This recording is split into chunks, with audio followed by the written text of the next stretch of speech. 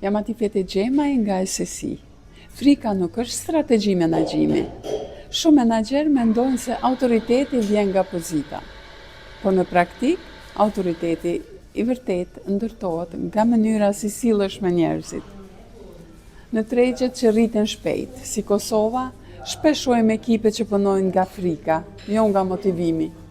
Kjo sjell rezultate afatshkurtra, por sjell edhe lodhje, largime dhe mungesa besimi afatgjatë.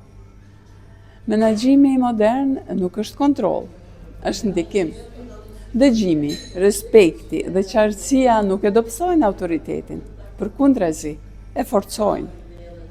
Pyetja nuk është sa pushtet kam, por sa ndikim pozitiv po krijoj.